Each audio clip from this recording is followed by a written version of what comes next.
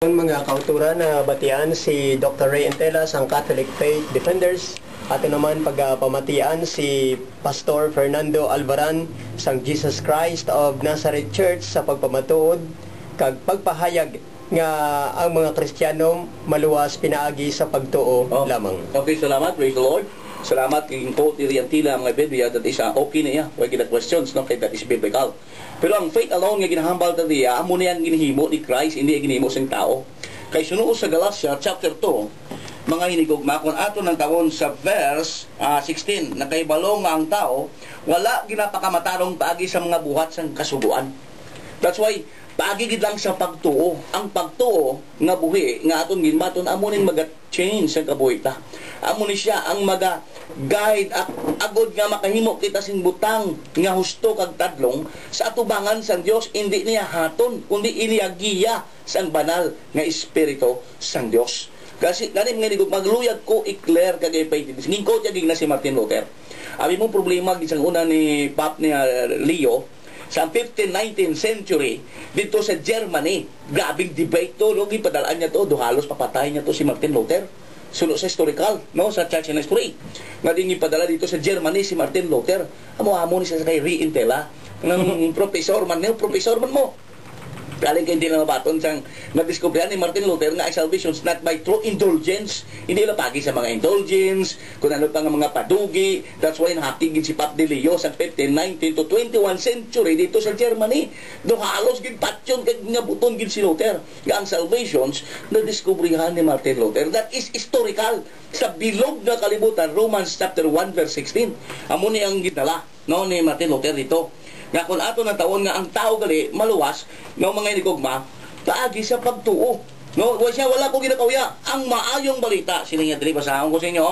Romans 1 verse 16 mga hinigugma. Kay wala ko ginakawya ang maayong balita ini amo ang gahom sang Dios nga sa kaluwasan nga sa tagsa Griego man, no? Kuno Dio. Sino nga kay 17 kay sa sini ginapahayag ang pagkamatarong sang Dios pag sa pagtuo nga sa pagtuo subong nga nasulat na nga ang matarong magakabuhi paagi sa pagtuo. Aki gani si Pap de Leo gani ni gabi gid akigigi padalaan niya to debatidor ang ilaman ni nga professor kangay ni Rentela nga nagatudlo wala sang mga indulgente o hindi na indulgence ang itudlo dito salvation through faith paagi sa pagtuo sa pulong sang Dios. That's why nagwa ang mga Lutheran Church, no? Madamo ang nakadiscovery, madamo ang na-convert, madamo ang nagbuksan sang kamaturan, hindi nagalikinan pabugat, hindi nagalikinan nga kung ano pa nga mga padugi kag mga hamham, kundi ang kaluwasan paagi ginanggali sa pagtuo sa pulong sang Dios. Kaya amuning maga-change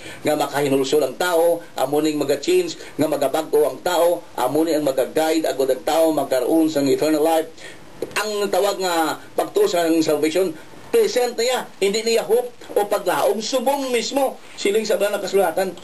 Romans, no? Chapter, ikadawang Korinto, chapter 6, verse 1 and 2. Hindi ta pagbatunon ang pulong sa Diyos sa walay sing kapuslanan. No? Kay sa adlaw sang kaluwasan, gitabangan kita sa Diyos. This is the day, not future. Subong ang adlaw sang kaluwasan, ang future, ang paglaom na ginahulata yan, new earth na yan, new city, new Jerusalem, new heaven, bagong lawas, nga di mamalatyon, amo na yung hope ta, amo na future ta, amo na yung pag-asa ta, bagong langit nga ginahambal sa Revelation chapter 21. Pero salvation niya, subong paginbaton mo. Ganigin ko, tira ang John 3:16 la, gingamit, ginada. Kalaw tabla letra for letra. Words by words, hindi ta pag-imnon bilog, pagwa bilog, may patsota bilog. So mga nigugma, why da ba ginasambit kundiin, sining sa banal na kasulatan. For God so loved the world that He gave His only begotten Son. Ginpadala niya ang kaugalingon niya nga bugtong anak na si Kristo. Agod nga kung sino magtuo sini hindi mawala. So that is conditional. Magtuo ka sini. Ang word na nisambit, pagtuo. Pagtuo, paginbaton mo, hindi ka mawala, kundi may kabuhi ka nga wala sing katapusan. Subong sa pagbaton mo kay Kristo sa pulong sang Dios, may eternal life ka. Not through by indulgence, ganyan mga binuwatan, tadiyan, hindi tanim pabugal niya, ginambal niya, ang binuwatan, tadi patay niya. Hindi tala pwede nga binuwatan, tamo pang impunta sa Dios, iya binuwatan sa Dios bagi sa pagtuo. Amo niyang urig. Bagulan naton mga kauturan na batian si Pastor Fernando Alvaran sang Jesus Christ of Nazareth Church sa pagpahayag nga ang mga Kristiyano maluwas pinaagi sa pagtuo lamang. Karon pamatian naman naton si Dr. Ray Entela sang Catholic Faith Defenders sa pagpahayag nga ang mga Kristiyano hindi lamang maluwas pinaagi sa pagtuo. Salamat Pastor Albaran sa ibong pagpatpat. Nagaklaro na gid sa ato na una nga way gigali si may mabasa sa Biblia nga ang tao maluwas pinaagi sa pagtuo lamang.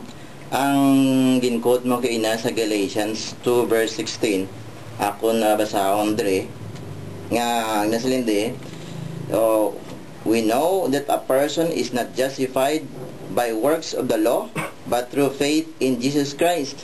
So why gidising word nga alone, dugang-dugang na yan ni Martin Luther actually sa 16th century.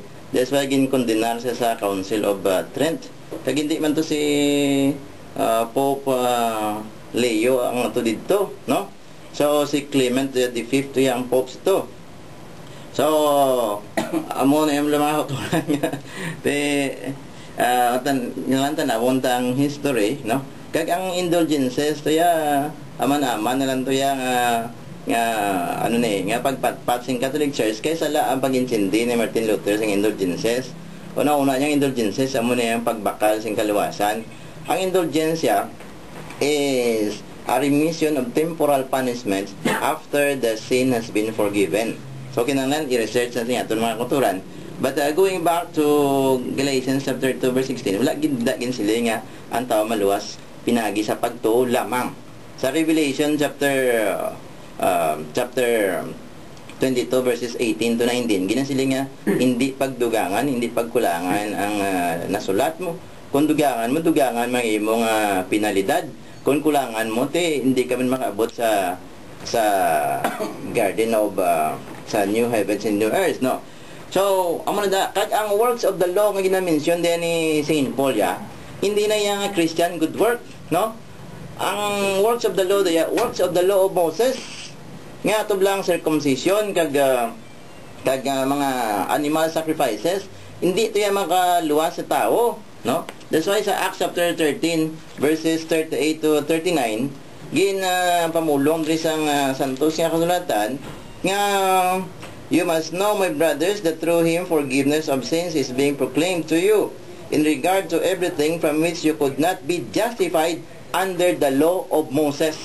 Amo na yung works of the law nga ginamention ni Saint Paul. That's why sa Galatians chapter 3 inkumpara da nga before niya ang law ang ginatag kay Moses ya ato na to ya ang pagtuo nga daan ni Abraham. So inay naman niya ang ginasiling ni brother naton Pastor Albaran nga way labot siya ang binuhatan sing tao sa kaluwasan. Basahon ko mismo sa sulat ni Saint Paul sa taga Roma chapter 2, no? Ang hindi iya makaluwas nga binuhatan sing tao ato yang works of the law of Moses kinagabot na si Jesus Christ.